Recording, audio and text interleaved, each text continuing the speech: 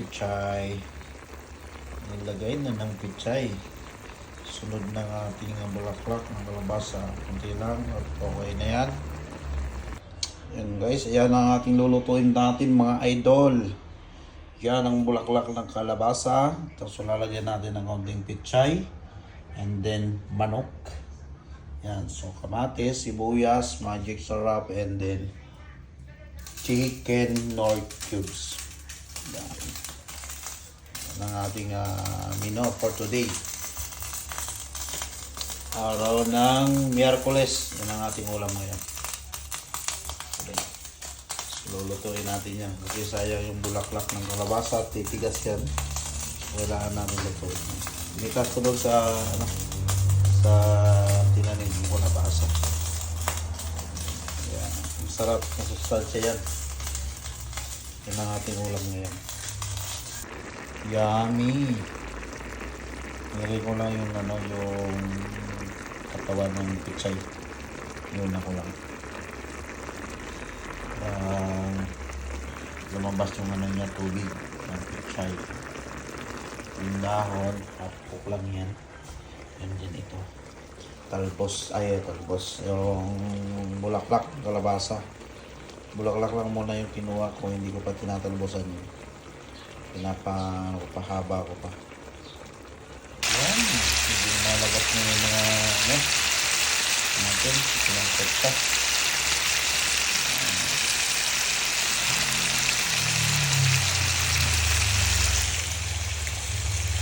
Sasangkot ako muna yung manok.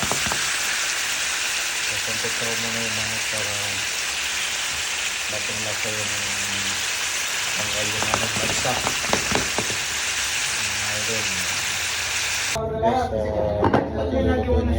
Hindi Makati. Makati talaga. Bulaklak ng kalabasa. Dapat yung pinakulo mo sa suka yun. Niraubos naman sa namin eh. Tuwa-tuwa kayo sa baw eh.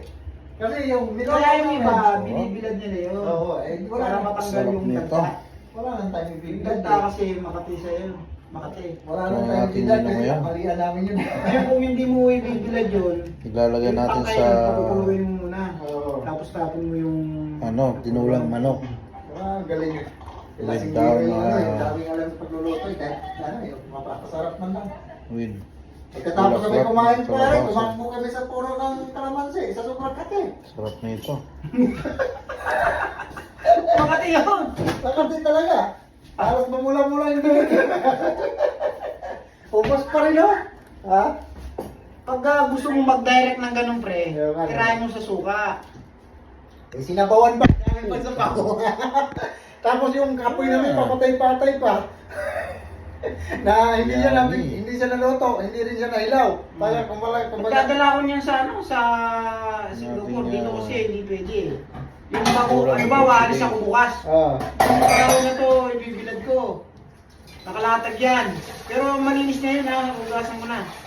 Tapos pag nalanta na siya ng konti, pag yung ko ng ganyan. Galing Pilipinas, nagdadala ka? Oo! Pwede pala. Pwede doon. Pero dito, bawal kasi. Ang ganda pala doon, no? Sa bagay, malapit lang kasi talaga sa atin yan. Dinuguan nga ang itik, nagdadala ako doon eh. Mahigpit kasi Sydney, no? Sa Sydney, mahigpit. Lalo na sa Muslim ka, wala mo nagdala ng baboy. Pero mo sa duty free ha, pre, duty free na ako nagbumibili ng sigarilyo ha, sa atin. Sa loob. Ay hindi. Oo, sa loob. Yan. Paano yung sa ano? Paano yung sa...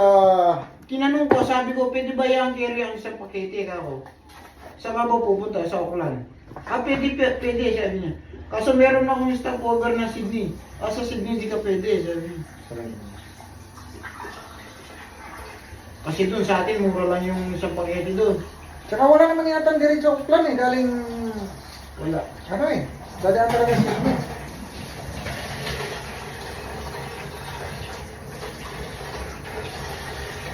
Kaya gusto nila yung daan doon kasi makikita naman nila doon eh. Doon pa lang masasalak na eh. Marami oh. Sarap. Luto ako ng atay para tumas-tas ang dugo. Mahal ng mga laman loob dyan, no? Oo, $9. Tingnan ko pre, yung ganyan karami sa Taurang. Ayan, $3 lang yan din. $3? Samantala dito, $9? $9.50. Saka nga ako tanong mo kay Rene. Mas mura nga bili yan doon. Punta kayo tayo doon tayo mamili. Doon tayo mamalingke.